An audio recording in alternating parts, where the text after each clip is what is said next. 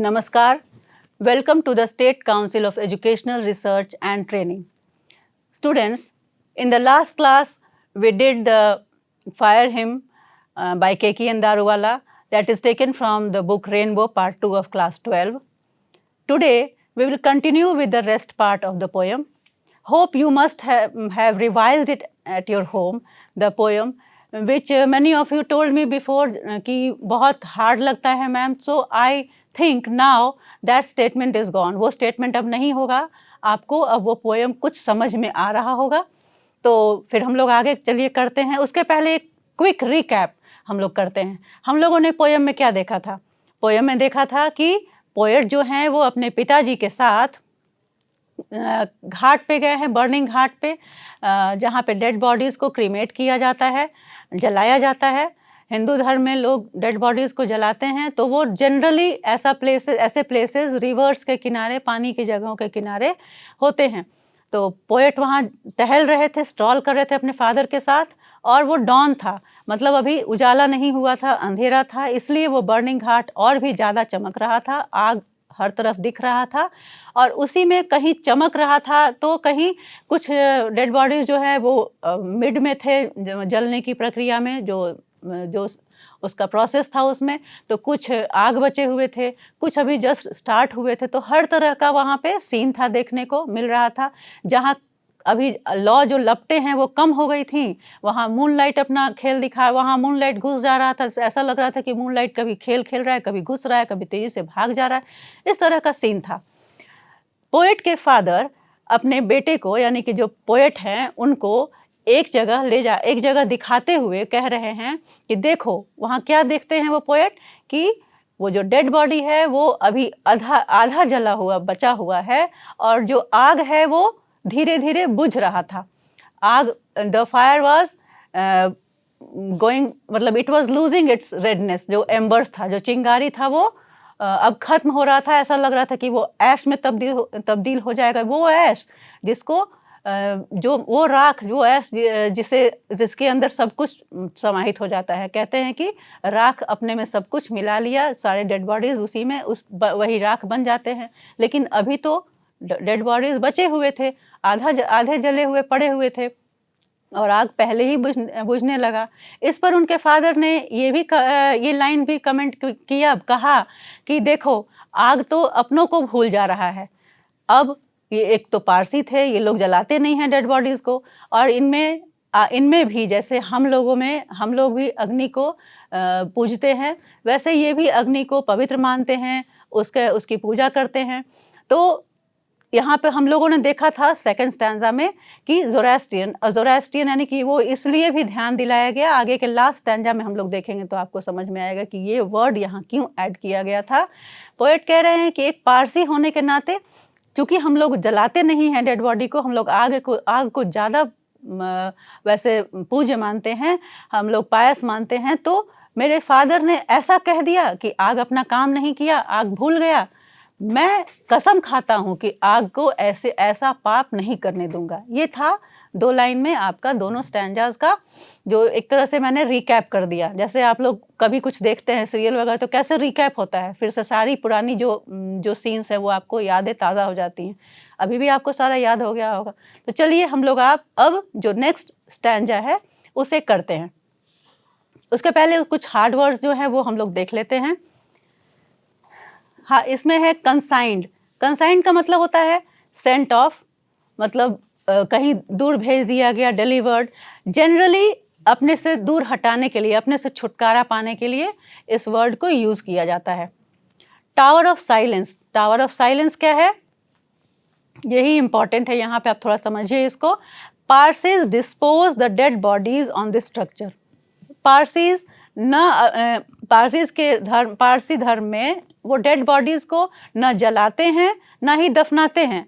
वो मानते हैं कि ये नेचर से मिला है, मतलब गॉड गिफ्टेड है. डेड अपना शरीर जो है, मानव शरीर गॉड गिफ्टेड है, इसको वापस प्रकृति को लौटा देना है हमें. तो ये क्या करते हैं, दूर कहीं बना होता है, ऐसा गोल जैसे गोलाकार शेप में कोई बिल्डिंग ऐसे बना होता है और वो रूफलेस होता है, छत नहीं होता है उसमें। और जो पारसी होते हैं वो डेड बॉडीज़ को ले जाके वहाँ रख देते हैं और जो गिद्ध वगैरह हैं मतलब सड़ने के लिए, डिकम्पोज़ होने के लिए रखते हैं और साथ-साथ ही गिद्ध वगैरह जो है उस बॉडी को खा जाते हैं। तो वो डेड बॉडी खत्म हो जाता है, फिर जो बोन्स बचते हैं वो एक पिट होता है, उसमें जमा कर दिया जाता है। तो ये है उनका तरीका, जो अंतिम जो संस्कार हम लोग कहते हैं वो उनका तरीका पारसी का है। वो ना ही जलाते हैं और ना ही दफनाते हैं। तो यहाँ टावर ऑफ साइलेंस उसी को कहा जाता है। इंडिया में भी बहुत सारे टावर ऑफ साइलेंस हैं और ये जनरली शहर से दूर ही होते हैं। नेक्स्ट वर्ड है unwilling to obey rules. Rebellious का मतलब, अनविलिंग टू ओबे रूल्स का मतलब है विद्रोही, अंदर से मतलब कोई काम, कोई रूल है जो मुझे पसंद नहीं है, मुझे नहीं करने का मन है, तो अंदर से क्या होता है, मन विद्रोही हो जाता है, तो उसे रेबेलियस कहते हैं। सोर का मतलब टुक ओथ फॉर समथिंग, कसम खाना, शपथ लेना, जिसे सोर कहते हैं। हम लोग अब आगे स्टैंजा के लाइंस को देखते हैं। It never forgot, and 20 years since, as I consigned my firstborn to the flames. ये तो हम लोग सेकंड स्टैंजा तक देखे कि वो अपने पिता के साथ घूम रहे थे। फिर उनको जब पिता ने ऐसा कहा कि देखो आग भी भूल गया है, अपनों को भूल गया है, तो तब से अब तक क्या हुआ है, 20 ईयर्स गुजर चुके हैं। अब ये बड़े हो गए हैं पोएट, अब इनकी शादी हो गई है, बच्चा भी हुआ है। अब का ये लाइन है, ये कह रहे हैं, क्या कह रहे हैं कि it never forgot and 20 years since, तब से मैं भूला नहीं हूँ और तब से 20 साल हो गए हैं अभी।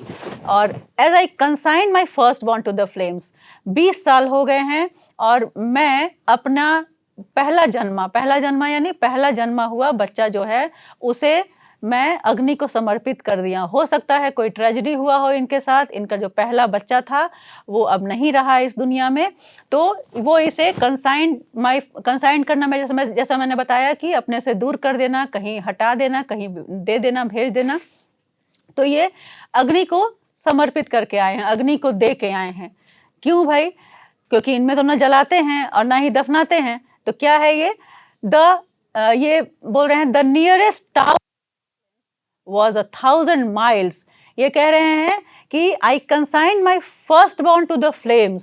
मैं अपने पहले जन्मे बच्चे को आग को समर्पित कर दिया हूँ, आग में जला दिया हूँ। क्यों? क्योंकि जो नियरेस्ट टावर ऑफ साइलेंस है, हमारे धर्म का जो टावर ऑफ साइलेंस है, वो हजारों मील दूर है, हमारे घर से काफ़ी दूर है।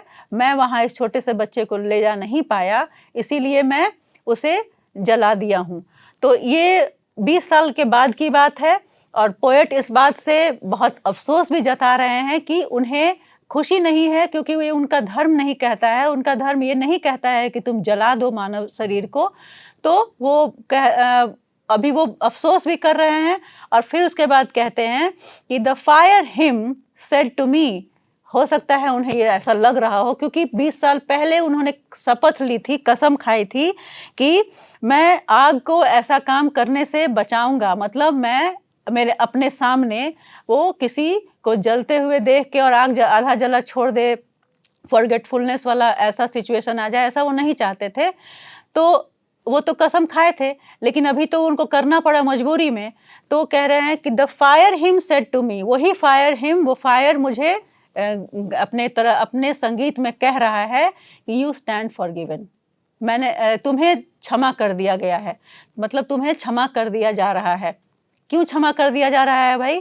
क्योंकि अब उन्हें तो अंदर से गिल्ट फीलिंग है कि वो अपने धर्म के विरुद्ध उस बच्चे को जलाए हैं और ये उनके अंदर है, तो उनको फीलिंग हो रहा है कि वो जो आग है वो कह रहा है कि नहीं, तुमने गलत नहीं किया, तुम्हें क्षमा कर दिया गया है। तो ये उनके मन में चल रहा है। आगे देखते हैं। Broken yet rebellious I swore this time, वो कह रहे हैं कि अंदर से मैं टूटा हुआ था। एक तो बच्चे के जाने का दुख, ऊपर से दूसरा दुख कि वो अपने धर्म का पालन नहीं कर पा रहे थे। तो ये सब मिश्रित जो उनके अंदर दुख वाला भाव था, तो ही वॉज ब्रोकन, वो टूट चुके थे अंदर से, बहुत दुखी थे। येट रिबिलियस, फिर भी अंदर से रिबिलियस थे, अंदर से उन्हें एक तरह से विद्रोह की भावना उनके अंदर से निकल रही थी। क्यों? क्योंकि वो अपने मन का नहीं कर पा रहे थे, उनका मन का नहीं हो रहा था। Broken yet रिबिलियस I swore this time, इस बार मैंने कसम खाई, मैं टूट चुका था अंदर से और रिबिलियस भी था, और इसलिए इस बार मैंने कसम खाई, I swore this time to save it from the sin of forgiving. मैंने क्या कसम खाई कि मैं आग को उसके, अब इस बार मैं क्या वो पहली बार क्या कसम खा रहे थे कि मैं आग को फॉरगेटफुलनेस, ऐसा करने से, मैं भूलने से अब उसको बचाऊंगा, ये पाप करने से बचाऊंगा। अभी यहाँ है फॉरगिवनेस से, क्योंकि नहीं, मेरा काम जो है वो क्षमा योग्य नहीं है, वो इस गिल्ट में है कि जो उन्हें नहीं करना चाहिए था वो उनको करना पड़ रहा है। और अब आग, उन्हें फील हो रहा है कि जो आग की लपटें हैं वो उनसे कह रही हैं कि चलो तुम्हें क्षमा किया जाता है, तुमने कोई गलत नहीं किया, क्योंकि बहुत दूर है वो जो टावर ऑफ साइलेंस है, तो तुमने बच्चे को जलाया तो कोई बात नहीं, तुम्हें क्षमा किया जाता है। लेकिन ये उन्हें बर्दाश्त, उन्हें स्वीकार नहीं है। वो कह रहे हैं कि नो, इस बार मैं कसम खाता हूं कि मैं आग को इस फॉरगिवनेस से भी बचाऊंगा, मैं ऐसा स्थिति नहीं आने दूंगा कि आग को किसी को इस तरह क्षमा करना पड़े। ये था छोटा सा पोयम जो है, और ये लास्ट लाइन था हमारा, और उम्मीद है आपको समझ में आया होगा। अब चलिए इसको बेहतर समझने के लिए हर बार की तरह जैसा हम लोग ट्रू एंड फॉल्स करते हैं, और उसमें भी आप बेटर एक्सप्लेनेशन हो जाता है, बेटर अंडरस्टैंडिंग हो जाता है आपका। तो we will do the true and false and then the gap fill activities by which you will understand it much more better. Hope you have understood this poem. लेकिन हम लोग आगे भी अब जिसका जो एक्सरसाइज आपके बुक में दिया हुआ है, आपको चिंता नहीं करने की ज़रूरत है, बस अपना पेज पलटिए और मेरे साथ पेंसिल लेके तैयार हो जाइए। ये जो ट्रू एंड फॉल्स एक्सरसाइज है, जो स्टेटमेंट्स ट्रू होंगे, read the following sentences and write T for true and F for false statements. मैं पढ़ूंगी, फिर आप अपने नोटबुक में इसको टी और एफ लिखिएगा, फिर हम लोग देखेंगे आप सही है या क्या है, हम लोग डिस्कस करते हैं very shortly. The poem describes the scene of burning heart. तो ये ट्रू है या फॉल्स? ऑफ कोर्स ट्रू है, क्योंकि हमने फर्स्ट लाइन में ही देखा है कि वो बर्निंग हार्ट का सीन है, और जो पोएट हैं वो अपने फादर के साथ वहाँ स्ट्रॉल करते हुए पाए गए हैं, स्ट्रॉल करते हुए दिख रहे थे। Second one is passers by tend to ignore the burning at the ghat. Passer by जो हैं वो इग्नोर करते हुए आराम से जा रहे हैं। क्या ये सच है? बिल्कुल नहीं। हमने क्या देखा कि वो घोस्ट लाइट समझ के वहां पे डर जा रहे हैं, दे आर फ्राइटेंड, वो डर जा रहे हैं, तो ये फॉल्स है। Good. The site of burning becomes frightening at night. रात में ये, या अंधेरे में, जैसा कि रात में तो नहीं गए थे, लॉकडाउन में गए थे, लेकिन फिर भी रात में यानी अंधकार में जो बर्निंग बिकम्स फ्राइटनिंग, बहुत डरावना हो जाता है। ट्रू है या फॉल्स है? ये ट्रू है। The redness of fire appears cruel to the speaker.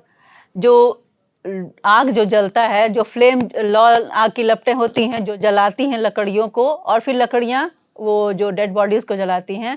यहाँ क्या आप बोल रहे हैं, स्टेटमेंट क्या कह रहा है? The redness of fire appears cruel to the speaker. आग का जो लाल, ऐसा तो लाल रंग हम लोग को सभी को बहुत पसंद आता है, रेड कलर जो है वो ब्राइट, मतलब बिल्कुल अच्छा कलर है, शुभ भी मानते हैं। लेकिन यहाँ पे फायर का जो रेडनेस है वो बहुत क्रूएल है, बहुत ही निर्दयी है।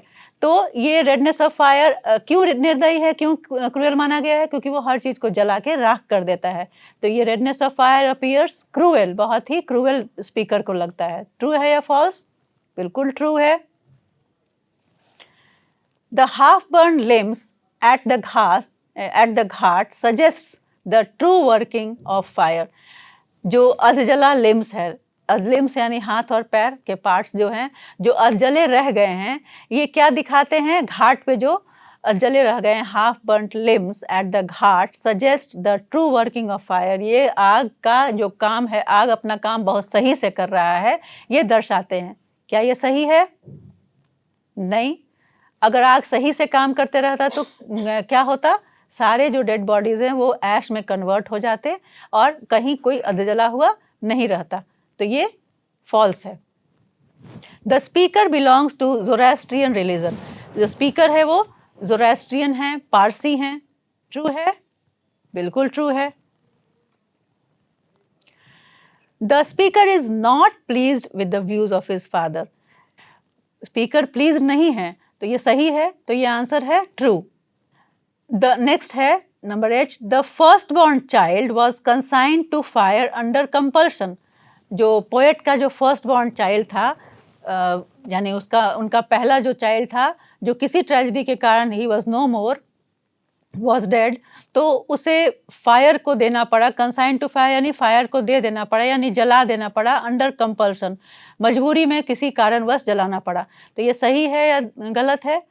क्यों जलाना पड़ा था आपको याद है? क्योंकि जो टावर ऑफ साइलेंस है वो हजारों मील दूर था, वहां वो लेके नहीं जा सकते थे अपने न्यू बॉर्न को, तो इसीलिए उन्हें, और जो अपने फर्स्ट बॉर्न को नहीं ले जा सकते थे, इसीलिए उन्हें वहां जलाना पड़ा था। तो ये अंडर कंपल्सन ही हुआ था, तो ये भी ट्रू है।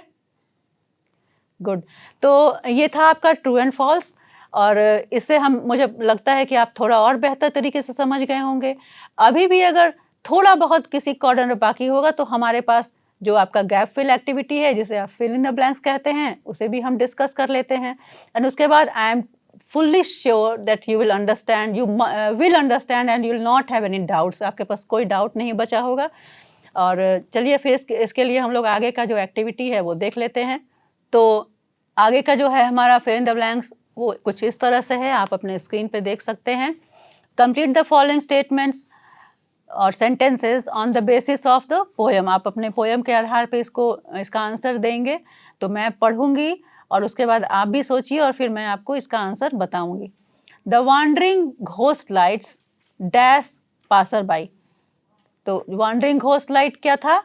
जो वहाँ पे जो हम लोग फर्स्ट स्टैंजा में देखे थे कि जो बर्निंग घाट है वहाँ पे लोग डर के चले, जो राहगीर हैं वो डर जा रहे थे, डर के मतलब अब जब पार हो रहे थे तो उन्हें डर लग रहा था। क्यों? क्योंकि जहाँ तहाँ लाइट्स चमक रहे थे, फॉस्फोरेसेंस भी था, कुछ मून लाइट्स भी थे। मून लाइट्स वहाँ पे ज़्यादा दिखने लग रहे थे, जहाँ जो लपटें थी वो कम हो जा रही थी, और वहाँ मून लाइट दिख रहा है। फिर जहाँ लपटें अगर फिर से धधक उठ रही हैं तो वहाँ फिर वहाँ से हट के मूनलाइट जहाँ कहीं और, जहाँ पे बुझने को है अब आग, वहाँ दिखने लग रही है। तो इस तरह से जहाँ तहाँ पता ही नहीं चल रहा था कि कहाँ फ्लैश हो रहा है, कहाँ चमक रहा है।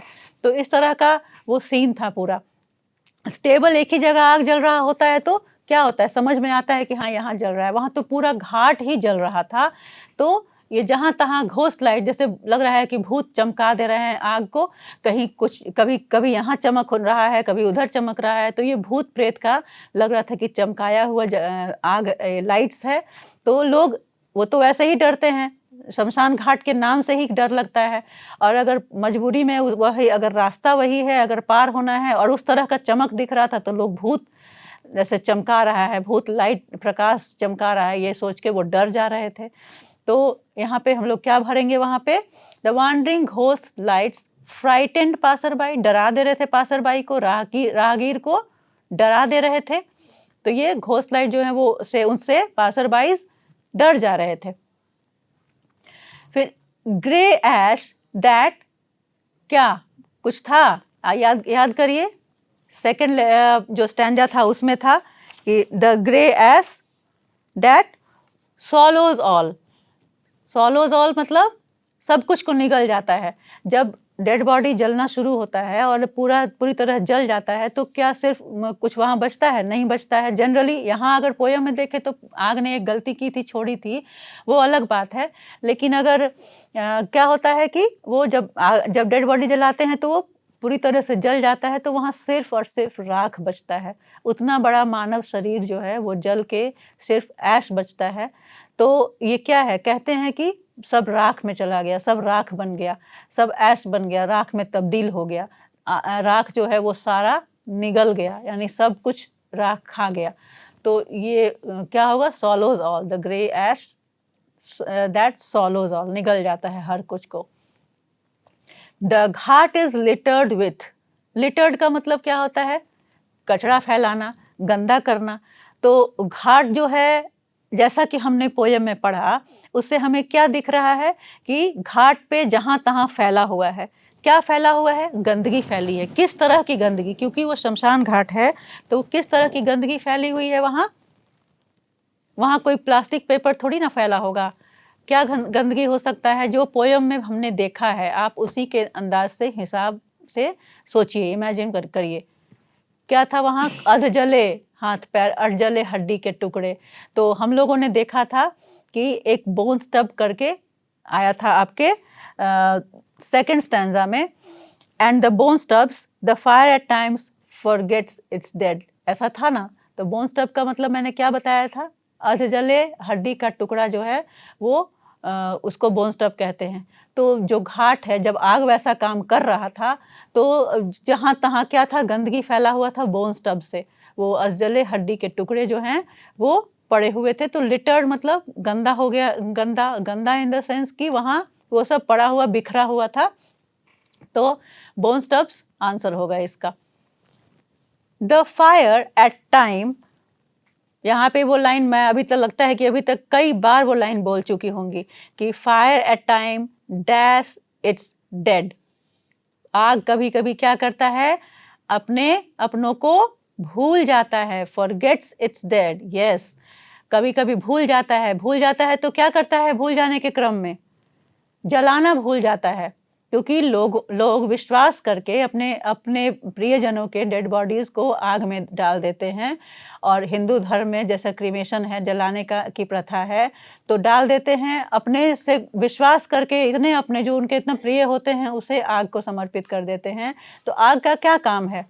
पूरी तरह से अपना काम करना, पूरी तरह से राख में तब्दील कर देना। लेकिन वो अपना काम पूरी तरह नहीं करते हुए उन्हें अधजला छोड़ देता है। तो ये भूल जाता है वो अपना काम। तो यही था इसमें, the fire at times forgets its dead. I swore to save fire from the dash of forgetfulness. ये पोएट, जब वो पोएट के फादर कहते हैं कि the fire at time forgets its dead, तो पोएट को बहुत बुरा लगता है, क्योंकि they regard fire as a very pious thing, as a thing which they worship.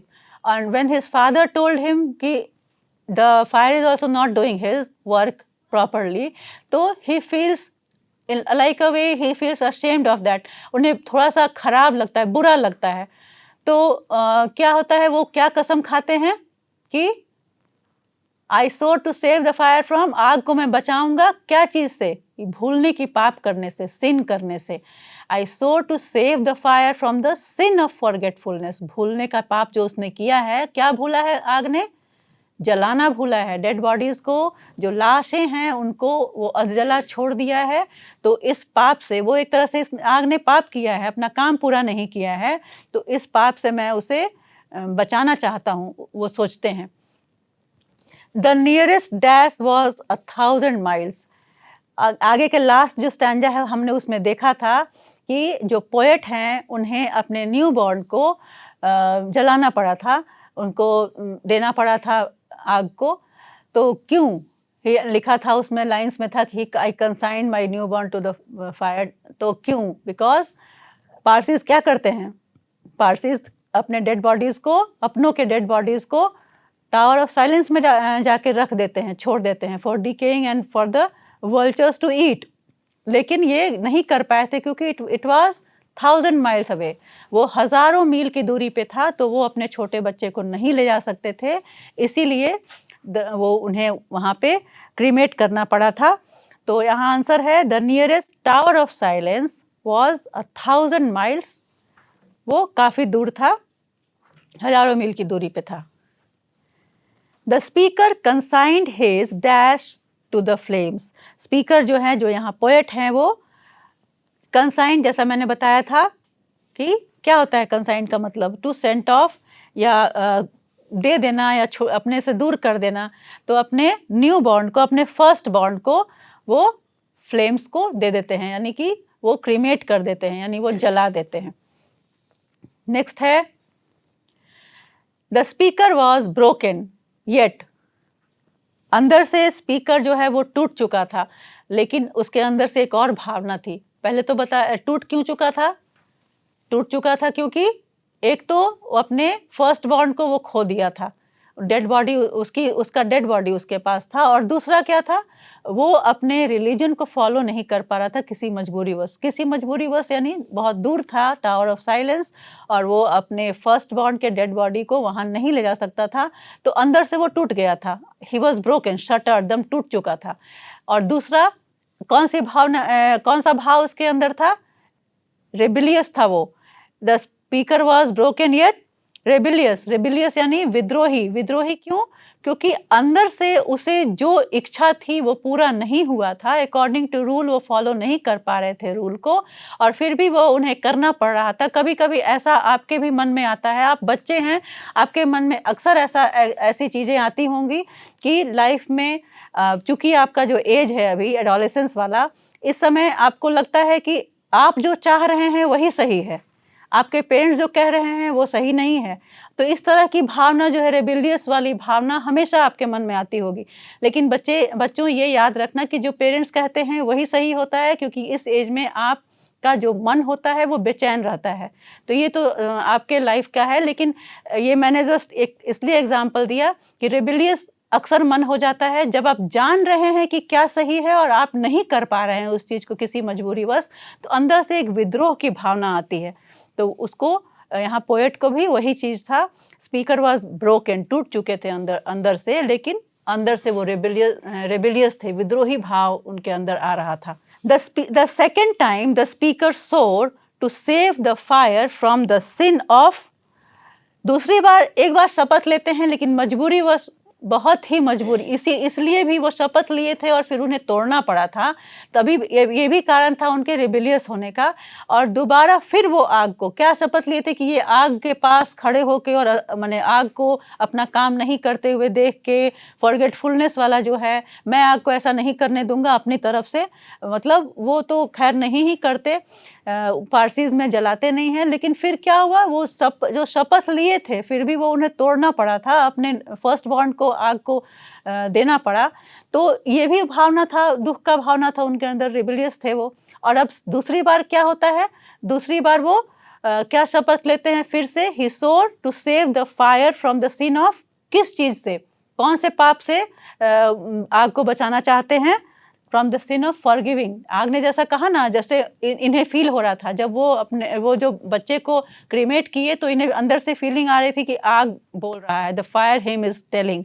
वो आग का जो सॉन्ग है, म्यूजिक है, वो इनसे कह रहा है कि चलो तुम्हें माफ कर दिया जाता है, तुम्हें माफ किया गया। तो ये कह रहे थे नहीं, ऐसे गलती करने से ये मुझे माफ ना करे, मैंने जो किया है वो सही नहीं किया है, ये मुझे माफ ना करे, और इस चीज़ से मैं आग को बचाना चाहता हूँ कि वो दोबारा किसी को ऐसी गलती के लिए माफ ना करे।